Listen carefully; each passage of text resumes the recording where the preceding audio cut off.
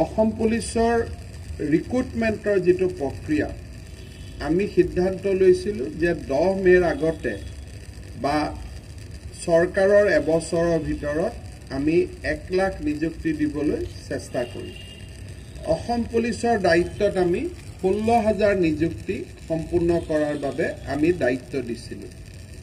আজি আমি হিচাপ নিকাচ কৰিলোঁ, সকলোবোৰ চালোঁ আৰু অসম পুলিচে মোক জনাইছে যে আমি 16,000 সম্পূৰ্ণ কৰিব নোৱাৰিম 10 মে'ৰ ভিতৰত, কিন্তু প্ৰায় 12,000 পৰা 13,000 নিযুক্তি তেওঁলোকে 10 মে'ৰ আগতে সম্পন্ন কৰিব আৰু অহা এসপ্তাহৰ ভিতৰত 5টা কামাণ্ডো বেটেলিয়নকে আদি কৰি প্ৰায় 6,000 নতুন আৰক্ষী পদৰ তেওঁলোকে বিজ্ঞাপন দিব।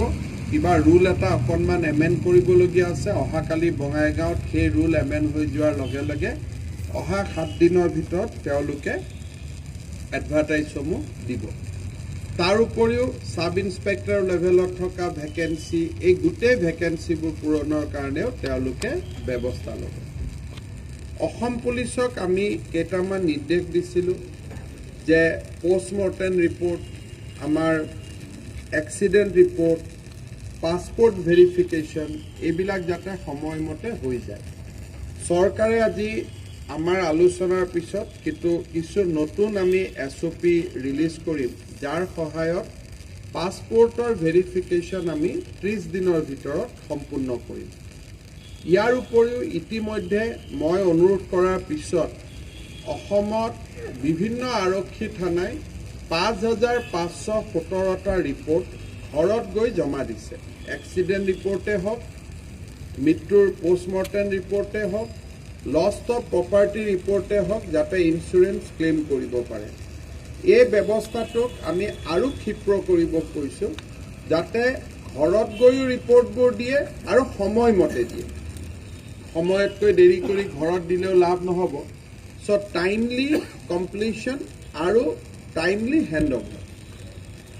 অসম পুলিচত আমি দেখা পাইছোঁ যে আপোনালোকে দেখিছে যে SDG ৰিপৰ্টত অসমত ক্ৰাইম বঢ়া বুলি বহু পৰিমাণে খবৰ আহি থাকে, কিন্তু যেতিয়া আমি ক্ৰাইমবিলাক চাব যাওঁ তেতিয়া আমি দেখা পাওঁ যে FIRৰ পোনছাতে FIR ৰেজিষ্টাৰ কৰিব হোৱাৰ কাৰণে ক্ৰাইমবিলাক বাঢ়ি গৈ আছে।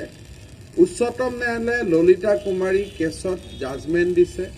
ছাপ'জ উদাহৰণস্বৰূপে মই কৈছোঁ, দুজন যদি বয়োজ্যেষ্ঠ এডাল্ট মেল আৰু ফিমেল যদি প্ৰেমজনিত কাৰণত পলাই যায়, বা আমি শব্দটো পলাই ক'ব নালাগে, যদি দুইজনে বিবাহ পাশত আবদ্ধ হোৱাৰ কাৰণে ক'ৰবাত যায়গৈ, কোনোবা ফেমিলি এটাই কেছ দিলেও অসম পুলিচে কিডনেপিং বুলি লিখি দিয়ে, অথচ দুইজনে এডাল্ট, দুইজনে বিবাহৰ যোগ্য মেচিয়ৰ্ড মানুহ, মেচিয়ৰ্ড সিদ্ধান্ত লৈছে, এইটোতো কিডনেপ কেছ হ'ব নোৱাৰে।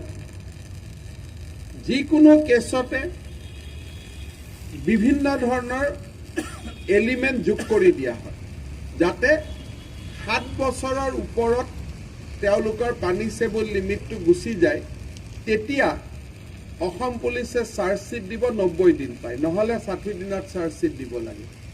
বিভিন্ন আজি বহু দিনৰ পৰা IPCখনক ভায়লেট কৰি বিভিন্ন ধৰণৰ জাগলাৰীৰ কাম এটা চলি আছিলে। বেচিকেলি অলপ সময় ল'বৰ কাৰণে কোৰ্টত বা কোনোবা উকিলৰ মেৰপাকত বহি মানুহক হাৰাশাস্তি কৰাৰ কাৰণে আজি আমি সিদ্ধান্ত লৈছোঁ যে FIR ৰেজিষ্ট্ৰেশ্যনৰ ক্ষেত্ৰত উচ্চতম ন্যায়ালয়ৰ ললিতা কুমাৰী জাজমেণ্ট, যে কেছ লোৱাৰ আগতে প্ৰিলিমিনাৰী ইনকুৱাৰী হোৱাৰ পিছত 24 ঘণ্টাৰ প্ৰিলিমিনাৰী ইনকুৱাৰী হোৱাৰ পিছত এজ পাৰ দ্য প্ৰিলিমিনাৰী ইনকুৱাৰীহে কেছ ৰেজিষ্টাৰ হ'ব।